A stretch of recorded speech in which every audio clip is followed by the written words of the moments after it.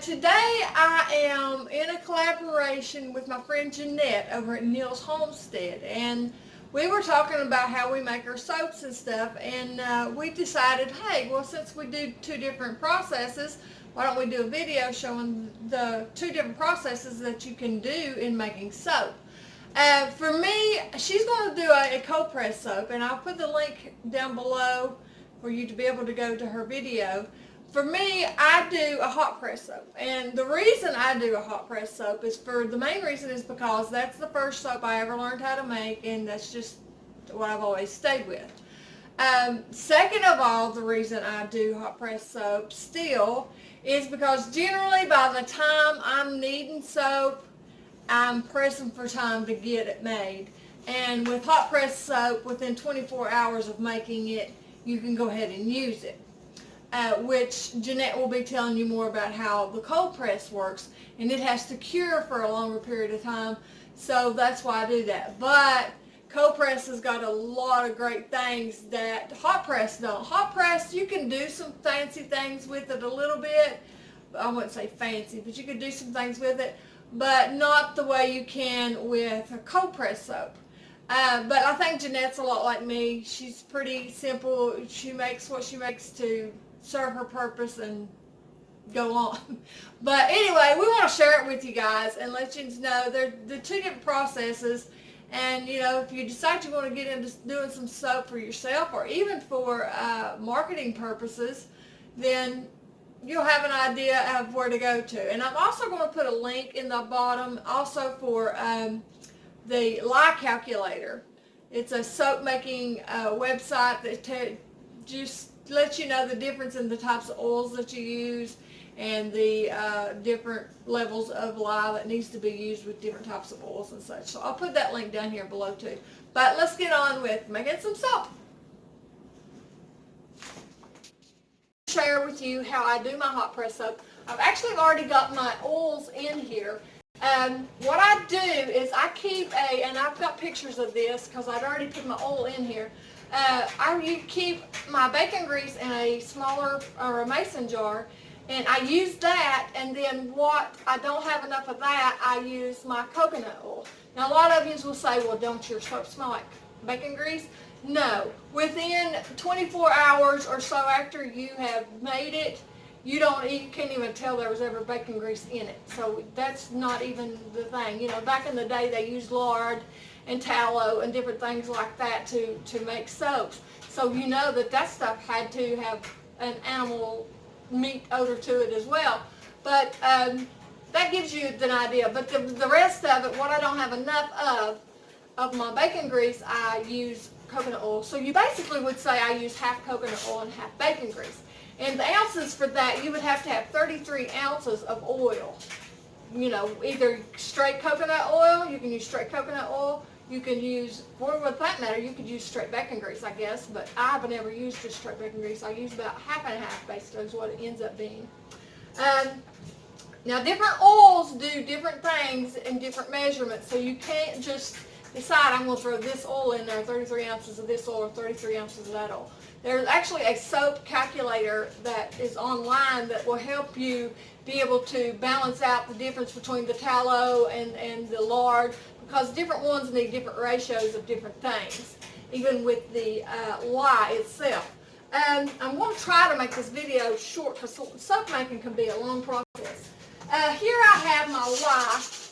This here didn't have enough, so I had to get some more. I actually got this from Walmart. You can buy it like this. You can buy soap lye, but as long as you have something that says 100% lye there, this is drain cleaner, that's going to serve the same purpose.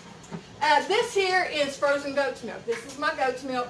I freeze it because you want it froze, and I'll tell you that here in a minute. Let me just get on with this process. Okay, I got my 33 ounces of oil in here getting hot. You will need to wear gloves when you do this process because lye can be very dangerous. You're actually supposed to wear goggles as well. I will throw out my disclaimer here telling you that you need to wear gloves, you need to wear protective gear. With the lye, you need to wear your goggles and all when you work with lye.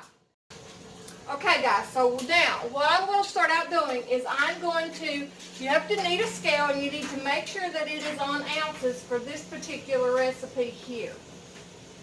And I'm going to zero it out with this. And I need to put 12.52 ounces of my goat's milk in here. Now the reason I say that it needs to be frozen like this is if you can use water in the place of this goat's milk in this particular recipe. But in this, the reason I want my goat's milk froze is because whenever you put your lye in your goat's milk, it will caramelize your milk. And it even will kind of smell like caramel. And you think, well, that's cool, it smells like caramel. But it really isn't a good thing because it's kind of like burning your milk. So I like to have this froze because when you put that in there, it is going to start cooking. This may take a few minutes to get this in there just because it is frozen. But let me get it done and then we'll go back. So there is my milk. Now I'll set this aside and I'm going to measure my lye. So I'll put a different thing on here. I zero this out. Now with the lye, be super careful. This is where you want to wear your goggles. I'm going to go ahead and put this in there. I'm going to need 4.83 ounces of lye. I know this one ain't enough. I'll just go ahead and pour that in there all the way. Stay back away from this. You want to make sure you don't even get that dust in your face. Even if you have goggles on, I suggest staying back. 4.83.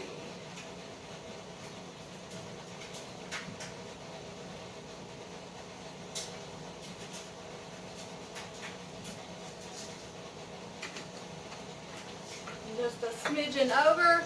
You can take a stainless steel. You can't use just anything with lye when you're using lye.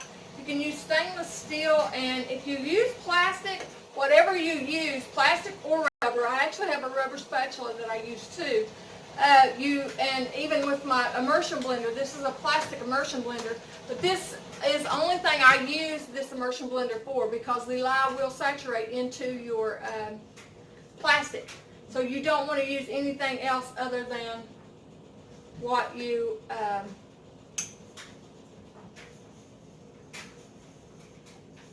have there. Alright, come on, buddy. Alright, now I got my lye done. Alright, there she goes. Now I personally like to keep this in a bag just for double protection and keeping it. And I don't suggest you go get a huge, unless you're going to make a lot of soap, I don't suggest you get the big, huge thing of lye because it can go bad after a while. Okay guys, now this is the place where you want to be really super careful. I've got me a bigger container here and I'm putting my milk in there. Now I'm going to, you need to add your lye to your liquid, not the other way around. And like I said, with using goat's milk, you don't have so much of this to worry about when you use water. But when you're using goat's milk, you want to add your lye super, super slow because it will burn your lye. Let's try to stick this over. Like I said, you need to be wearing goggles at this point. And so with this icy like this, it doesn't heat up because see, lye heats this up. You will see this solidify here in just a moment. It will become liquid just really quick. But you have to be really slow on this. I don't know if you can see. See, that's already just where that lye's hit it. So you go slow. Now your soap with doing this will still be a kind of a caramel color. The slower you go, the less chance of it being as caramely. I've seen some things online and stuff where their goat's milk soap was not at all brown or caramely colored, and I can't tell you how they did it because I've done this for several years now, and it's always got a little bit of a tint to it. So just do it slowly. And I'm going to keep doing this real slow till I get it all in there, and I'll be right back. Alright guys, I thought I'd bring this over here so you can see it a little better. I'll get rid of my scales and stuff. Now here is my lye mixture, and here is my oil. See, my oil is in there. It's been getting hot. And then here's my lye mixture. Let me scoot that back a little bit so you can see.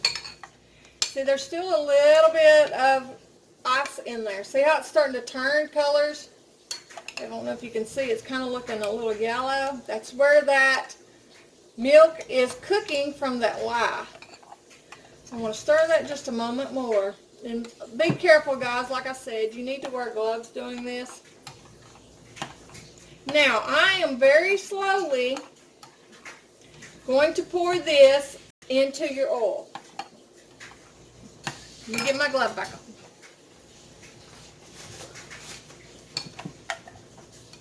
So there it is, guys. There's my lye. It's still, see how it's kind of turned? There's still little pieces of it that hasn't melted down, but it's melted down quite a bit. Now here's my oil. I've got it good and hot, and I'm going to slowly pour my oil into this. I've got a little spatula that I use, but I haven't got it out here with me.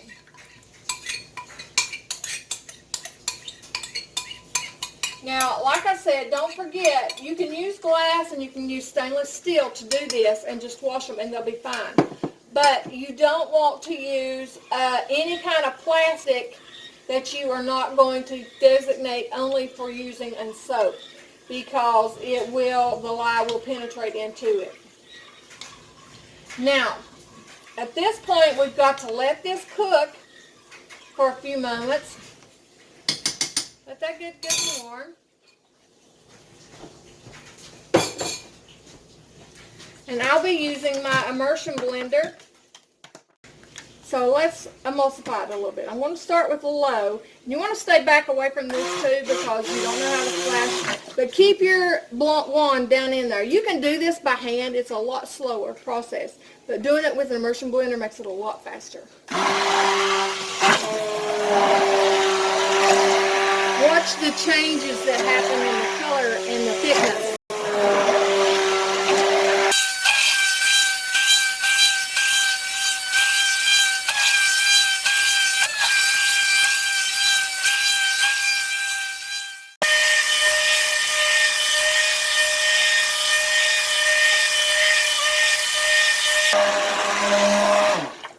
Okay guys, you see how that's leaving a trace of where I've been? You can see that? How it's thickened up and it's leaving those tracks. You can bend. See how that tracks are? That means you have reached the point of trace. And from there, I will take my immersion blender out and I will let this cook. I got to get another little thing to put that on.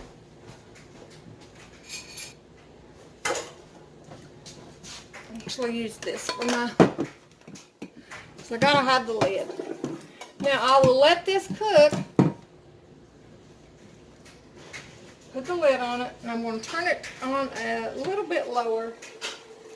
You don't necessarily have to turn on lower, but I want to turn on a little lower and let it cook a while, and this will start cooking the lye out for you. And like I said, it's really good to wear your goggles when you do this because that will splatter and stuff like that. And also good to do it when you actually put your lye in your liquid and stuff. Anytime you're messing with the lye, period.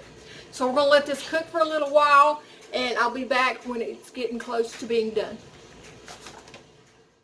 Guys, I just want to add, during this process right now, the soap is doing, it's cooking the lye and going through the process of turning it into soap. You want to occasionally, and you can wear a glove, protective glove when you do this if you'd like. You want to occasionally come in here and stir this a little bit. See, it's starting, well, let me show you something. See, it's starting to separate. The lye solution is separating from the oils. You don't want that. So you need to keep an eye on it, and every now and then if it looks like it's doing that, you need to emulsify it some more.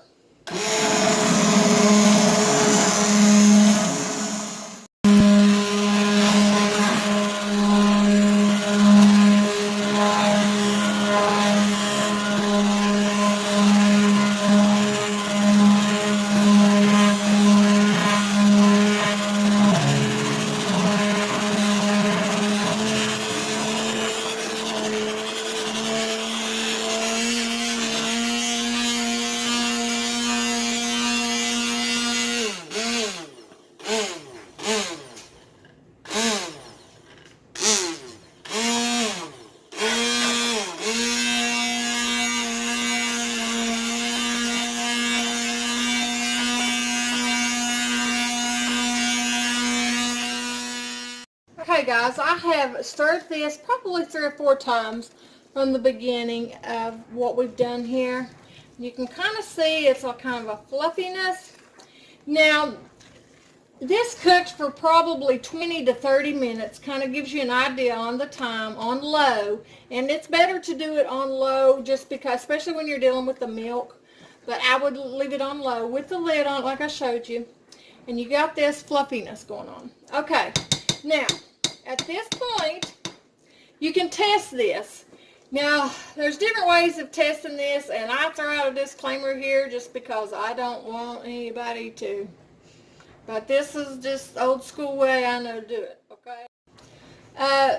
But I'm going to test this the way I know to test this. For one thing, you can put it on your finger, and if it still stings, it'll kind of be warm, but if it stings, you know the lie's not cooked. Okay, there it wasn't. It's set up. It's kind of, you can feel it like that, and you can tell it's soapy feeling. You can stick this to your tongue, and if it stings, then the lye is not cooked out of it. If it don't sting, then you got soap. So we got soap. Now, that's what I'm going to do from here because I'm going to turn this off. I'm going to go ahead and unplug it. Now, at this point, you can add stuff like your essential oils. If you add an essential oil to this, you can add about an ounce worth of whatever essential oil you want to use in this. I don't use essential oils just because it takes so much of it to put in these that I just don't do it. But I do use my honey. Now, for the honey, you would add about a tablespoon's worth. I'm adding a tablespoon of honey. And this is after you turn it off because you will cook your, cook it if you don't, and you don't want to do that. So we got to cook. Now you just got to really stir it up. Now, hot press soap, like I said before, is not going to make your beautiful fancy soaps. If you want to at this point, you can add some, I've got my mold here. There's different types of molds. I've got one of those silicone molds, and I've got a piece of bubble wrap. And I stick a piece of bubble wrap in here, and it gives it that bubbliness on it to show that it's honey goat's milk. That honey's in it. So that's how I do that for me. I have thrown different herbs in there, like calendula. You can make a calendula soap using water is what you would do basically, is make you a tea out of about 3/4 a cup of water of calendula tea, and then use that water, strain that, and use that water as part of your water for your ratio in this, and then fill it up with the rest of the water that you need for it. Okay, so this is mixed. Now the tricky part is getting it in your mold. I would suggest put a plate or something under this too. Let me get some stuff. Hopefully you can still kind of tell what I'm doing when I do this, because your thing's going to be hot. And I am simply going to pour it in my mold.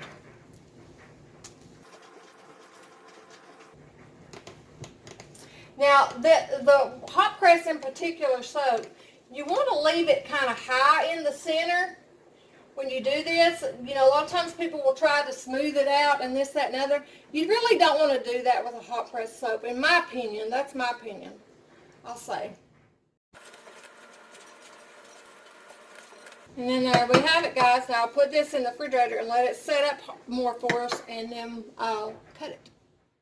Alright guys, one more thing I wanted to share with you. See all this leftover soap that's on this and that? I'll tell you what I do with this. I turn my cooker back on. I scrape that down. This was actually, a lot of it was on the sides and stuff. I scraped down into the bottom. And I'm going to put a couple cups of water in there. Let that get hot and keep scraping this down into it until this all melts down. And when that melts down, I will put it in my squirt bottle to use as a liquid Castile soap, because that's what it is. Just a tip there for you.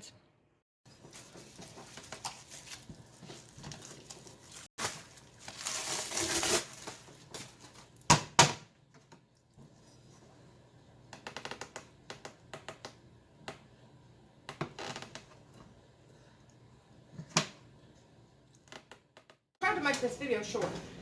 Everything you see here, my emulsion blender, this crock pot is set apart for soap and soap only. I don't use it for anything else. This particular spatula, as I said before, and even this silicone mold. All of that is set apart for soap and soap only. So I wanted you to be sure you understood that. No plastic unless you want to designate it to your soap. Anything stainless steel can be washed, glass can be washed.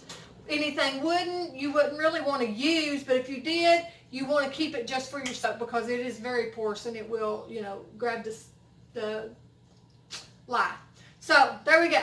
Thank you guys. God bless you guys. Talk to you later.